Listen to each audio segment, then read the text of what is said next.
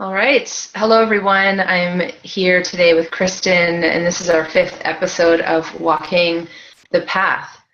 So, as we've started to do in the last couple episodes, let's quickly introduce ourselves, then jump into our topic for today. So, Kristen, do you want to talk a little bit about who you are, where you're at, and where your attention is right now? Yeah. Hi, everyone. Thanks, Christine. I'm glad to be here for another episode of Walking the Path. My name is Kristen, and I've been on a pretty powerful journey of getting to know myself, and through that, getting to understand others as well. And I've been doing some deep healing work for myself over the last probably 5 years, maybe.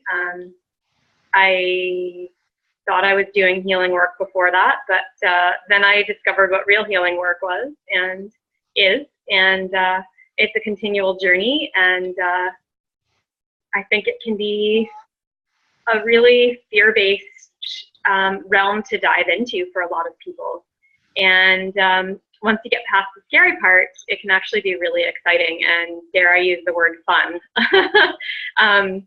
Once we dive into those shadows and the dark corners of our past, and moving into the light and the possibility and the magic of who we are here to really be. And that's really been my focus for a few years now, and everything in between's just been icing on the cake. And I've been really grateful to be working alongside with so many other people that are on this path to shedding the old to make way for the new, and to open our pathways to limitless possibilities. And I met Christine along that path somehow, and I'm really grateful for that. And here we are recording these episodes, and for that I'm so grateful, and it's a lot of fun. So thanks, Christine. Thank you. Yeah, and my name is Christine Yule, and what I'd like to express today, I would say I grew up very academic, very physically focused. I was a competitive athlete starting from age 6 in figure skating and later on with rowing. And so my focus was primarily in those two areas. Of course, I had relationships and friendships, but I was very driven. And after my undergraduate degree, Bachelor's of Science, that's when things started to change for me, because I had really lost my primary things I used to identify myself by and with and through, and had to really initiate a journey of who am I now and what am I here to be and do. And so that really catapulted me into spirituality and personal development. I did a Master's of Education in Counseling and have really continued on that journey. And a big theme of the last couple of years has been integrating the emotional body and really knowing how to be with my emotional body, and thus increase my capacity to be there with other people without the need to save, rescue, fix, change, or heal them.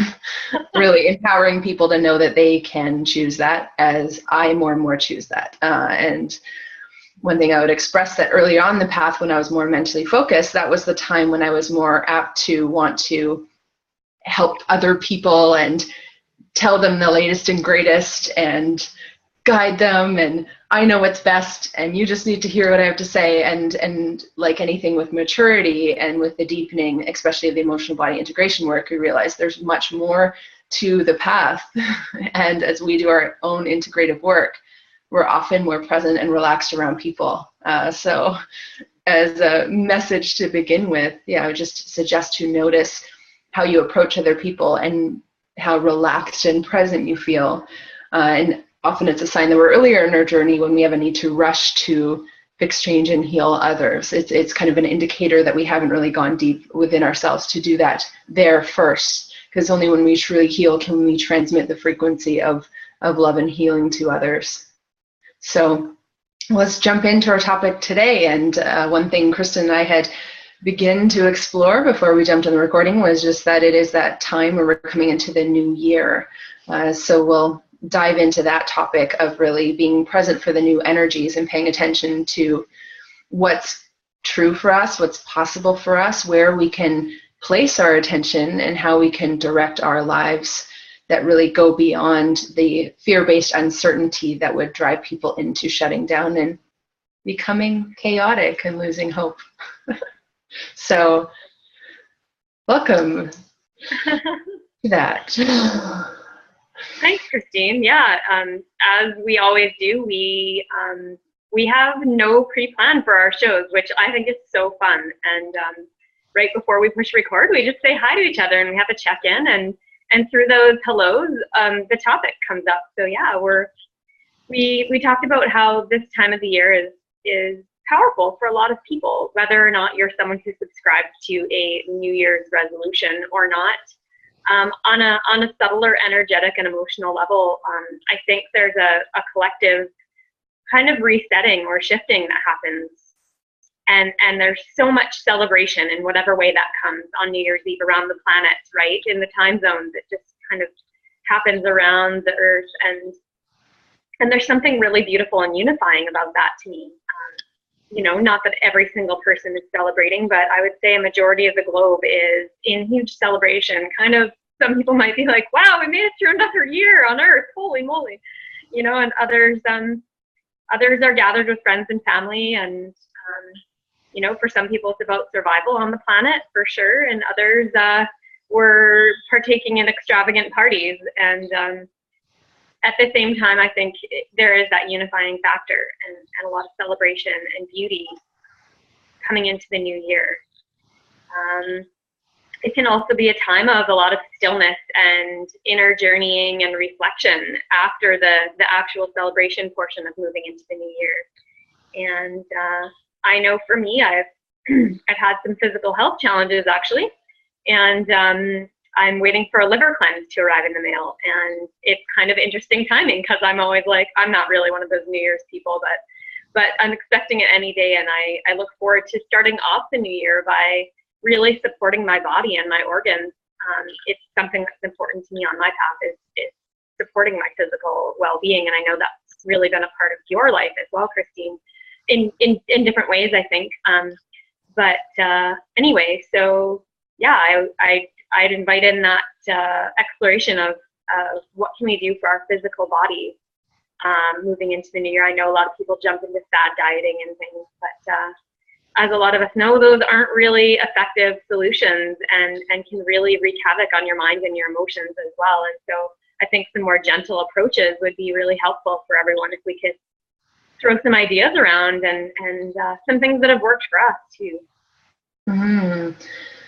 Yeah, and one question I would ask is, what is truly nurturing and nourishing for your mind, your emotional body, your physical body, and your spiritual, energetic body? And really going through the layers. Sometimes it can be fun, although they are not separate. They're distinct, and so we can, for the sake of reducing the complexity, look at the mind, the emotions, the physical body, the spiritual body, and then begin to see how they all dance together, you know, and translate. You know, a thought can translate into a feeling can translate into emotional tone or signature, and then our energy translates through, you know, there's all sorts of directions. And so just bringing that much more presence to what does truly nurture and nourish you in your life. And as we each ask those questions and choose to receive more of that nurturing quality, what does become possible? I know my online meditation on Monday, the topic was resetting to joy. And it was really acknowledging where, wow, we actually do have a choice now to reset to joy, right? Really claim our mental field, claim our emotional body, and choose to unite and harmonize and become whole within ourselves as a potential for how the world can be in the future. So we be the leaders by our choice to initiate the change within us that then progressively accelerates the change in a more broader global scale. But if we try to put all our energy and attention out there to fix, change, and heal that without addressing ourselves, then we'll often be exhausted and depleted, and our body will often create scenarios of pain or illness, so that we'll go inward and be present there, so that we're truly stronger when we do show up in the world. So that's what I would say is really going in through your mental, emotional, physical, and spiritual body, looking at what's possible. What can I be or do different here? What new energies or new people or new places and things can I bring into my life to serve and support me thriving more and offering more and contributing more and receiving more? And whatever form of those questions you want to ask, but just initiating that sort of contemplation or journeying can be really valuable. Yeah, I think, oh, there's a spider on me. I think, wow, that just distracted me. But yeah, I think a really good practice, I mean, this is something I use all the time, but I think going into a new year is to really question our own beliefs and our own truth, and, you know, check in with what we've been carrying around with us as our beliefs and our truth this past year. And, you know, asking ourselves if there are other possibilities bigger than what we've limited ourselves to believe or understand to be true. And that's something I'm really working with. I've got some things, I don't know if I would call them goals. I've never been much of a huge goal setter because I really like to, I like to put intentions out into the universe and then work toward those in a way that flows smoothly, rather than having a rigid, these are my steps, how I'm going to get to this result. And maybe that works for some people, but that's never really been an approach that feels good to me. And so, you know, I've had some of these intentions that feel huge and like, wow, is this even possible? And I find my mind playing little games going, I don't know, that's pretty, you know, either that's a really expensive venture to go on, or, oh, you don't have the time for that, or, you know, and these little ideas come into my mind, and then I just kind of brush them away, and I'm like, no, it's possible. Anything's possible. I've really experienced for myself and observed in others things that seem almost like miracles or magic that are happening for people right at the moment of the lowest low, where they're going, no, nothing else is possible, you know, and going, really, are you sure? Because so often moving forward in life, our own views of what's possible for ourselves are so limited, and we wear these blinders that we don't even realize we're wearing. And it really limits the magic from coming into our lives, and those endless possibilities that we can't even conceive of, and that we can't even make up with our tiny minds and our intellect, right? There's so much more outside of that. And I think when we think less and open our consciousness to the flow of the magic possibilities, you know, there comes confusion with a lot of thinking, or maybe too much thinking. And that's when we can really tie our minds into a knot and back ourselves into a corner. And if we can let go of that compulsive thinking a little bit, I think that's when we can open up to bigger possibilities. I love it. Yeah, one thing I've found really helpful within myself, and then I've facilitated a lot of people with this, is giving the mind a new job and really saying, hey, mind, your job is to ask questions. And if there is a need to be really good at something, you know, based on that kind of primary template of, you know, desire for approval or fitting in or whatever that is, give the mind of the job, I want you to get really good at this, you know, like really good at it. It's like, oh, okay, well, in that case, I'll become really good at this. So the asking questions and then acknowledging when you're receiving the awareness or the information. So the mind's job is to ask questions and then be present to receive the information when it's available. When I facilitated in the class last Thursday, it was called Welcoming the Light. It was just this piece about how when we've been trained to use the mind to evaluate, say, our year and be like, did I do this? Did I do that? Was I good enough? Was I not good enough? Just really inviting the mind to release the job of filling out the evaluation. Basically, imagine the mind's job is just to ask questions on the evaluation, and then your higher mind or higher self can come in and fill in the evaluation with information, you know, so just ask questions, fill in the evaluation as it comes in, and intuitively, spontaneously, and then just allow the mind to acknowledge that and celebrate that and be like, wow, look what I did. But if we put pressure on the mind to fill out the evaluation, it'll often give us the most limited view of it, and filled with judgment and condemnation, and you weren't good enough and you didn't follow through, when next year you're going to do better, you know, where we've been kind of in that punishment and reward system that's kept us from all these possibilities that go beyond that.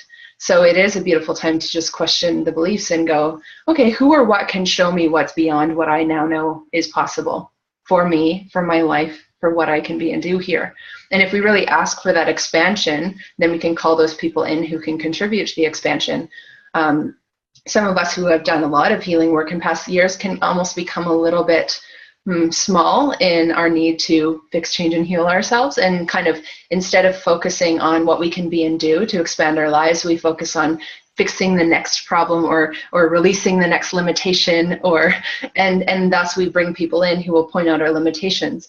So it really is a matter of intention, and say, no, I desire for the people who can contribute to my life expanding. Limitations are no longer relevant or valuable. When they come up on my path, or when there's a belief that's requiring some question or attention, I'll presence it. But it's really being intentional in our focus and allowing for what's truly valuable to us to emerge more fully. I really like that. And it triggered a thought for me of, and I can't remember where I heard this, in a talk or a book or something years ago, but it really stuck with me. And I feel like it kind of flows into what you were just speaking of, and that is relationships moving into the new year, and having those people who can help us to be our best selves moving into the new year. And kind of, we all have a support network, and we all need those people, and we all are those people for others. And so this quote was something like, you are the sum of the 3 people that you spend the most time around. And that's always stuck with me. And I think it's really powerful, because we are easily influenced by our peers and friends and family and partners and siblings, or whoever it is that you spend your time with, coworkers. And so really, I would invite everyone to just check in with that and see how that feels. Do you feel good about where you're at with those core people that you do spend most of your time and energy around? And are they the supportive network that you feel is the right one for you moving into a new year, and helping to guide you and support you into the places you want to go with your life? And if no, then maybe do a little exploration around that. If yes, awesome, because I think that's incredible. It takes a lot of awareness, and often it takes a lot of work with communication and work on relationships to have that right team of other beautiful people around you to support you on your path to wherever it is that you're going. And so what's your thought on that, Christine?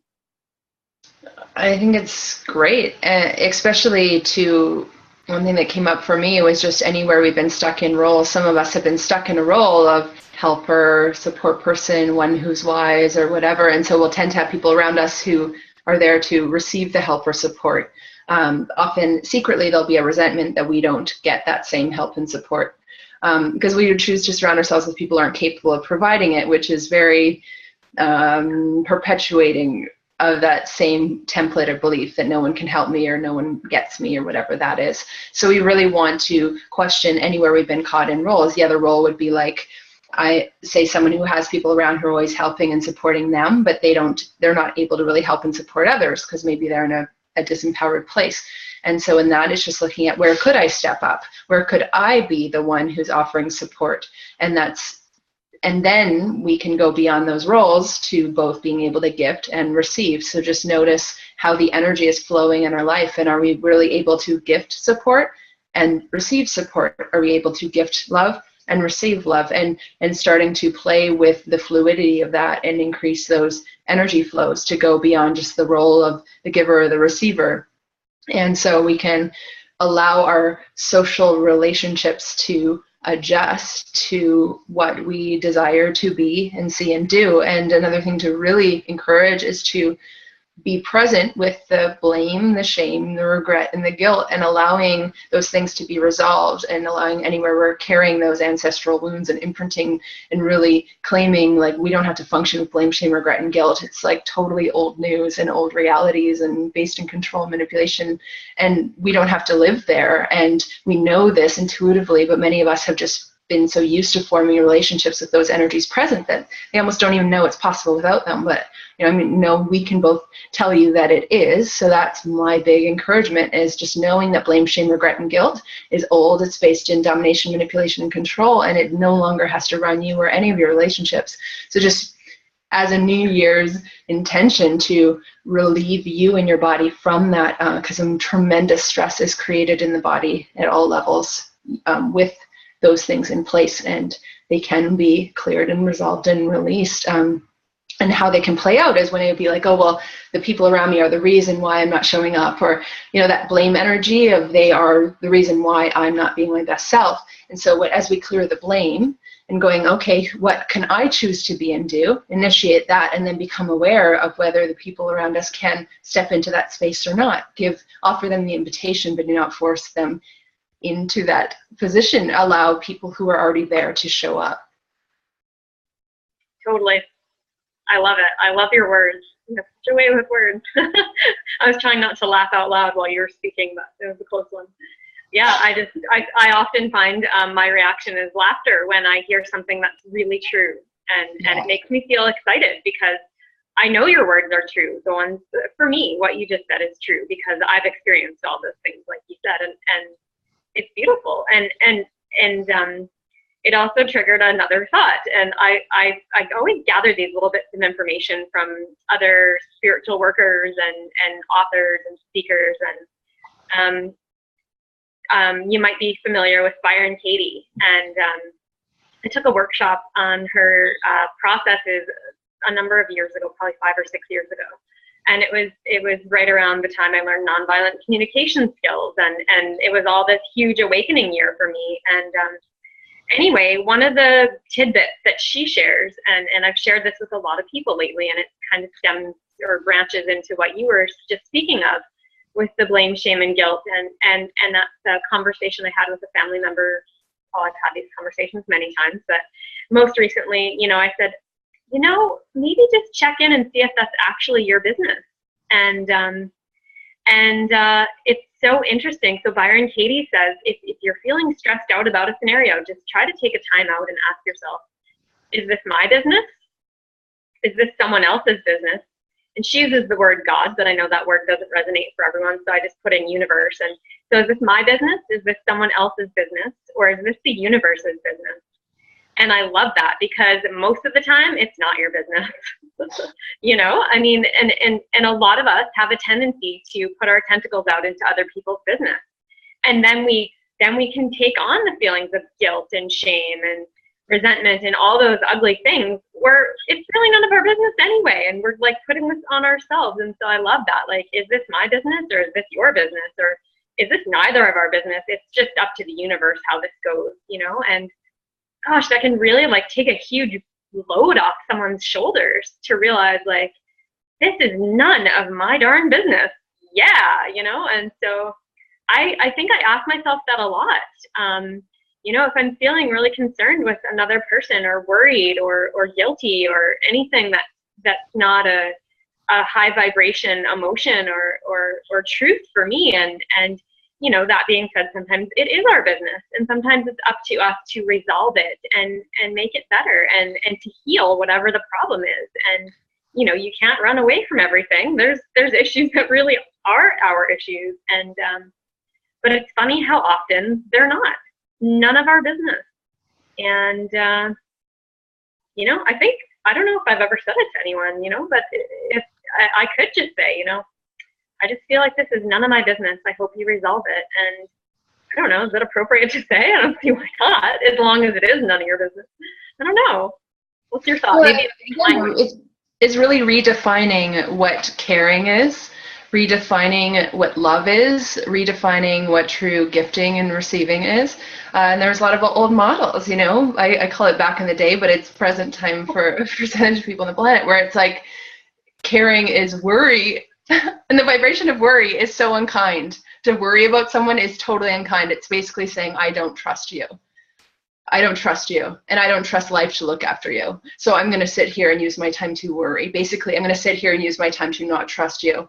And people would not see it because it's unconscious and it's just passed down what caring is. But we really have to step into what is true caring, and caring is something different for each of us. So it's really tuning into what is caring for me. And sometimes the most caring, empowering thing you could say to someone is, I don't get that this is my job to look after. I get that you got this. You can do this. It's time to go within and know what you can change.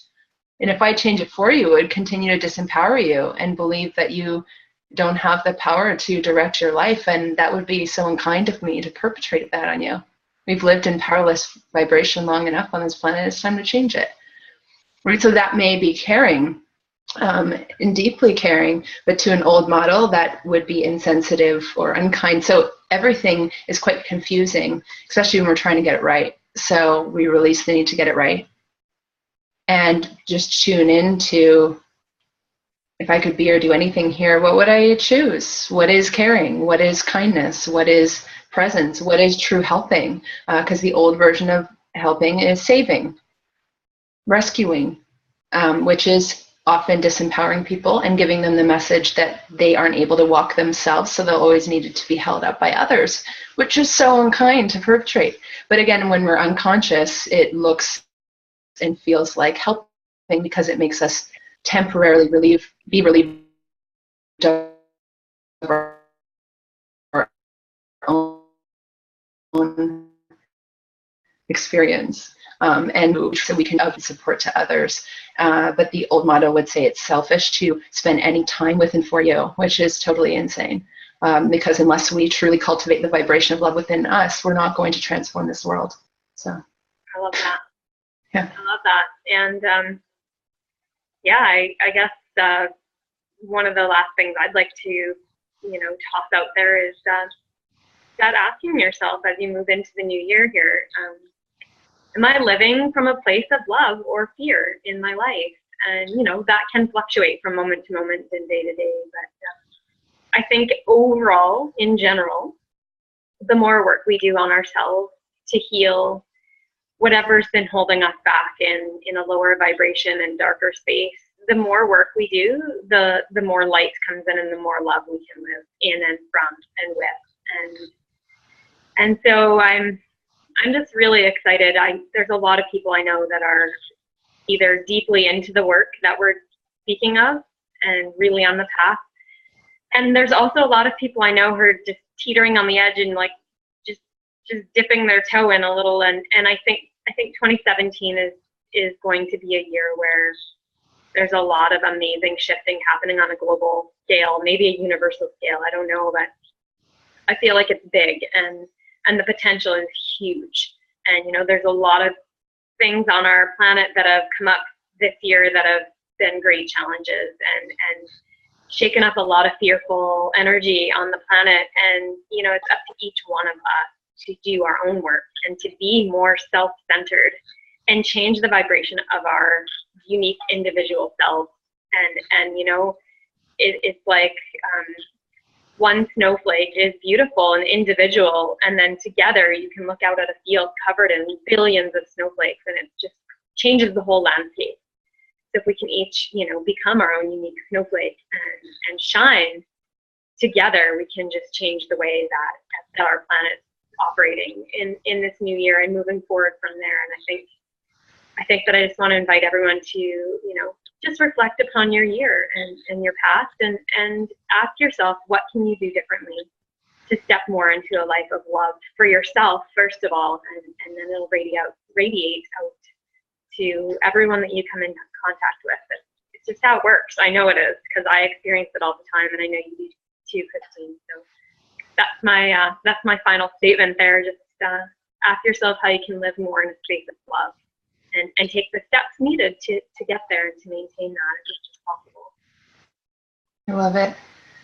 One thing that's coming into, and with his Metcon, he wrote a book, Whatever Arises, Love That. And it's the practice of bringing love to everything that comes up. So fear comes up, you bring love to that fear. So we're releasing where we have excluded the fear or pretend we don't have them or suppress them, or like, fear, you can't stop me, and we've fought against it and all of that. And now we can really take a deep breath.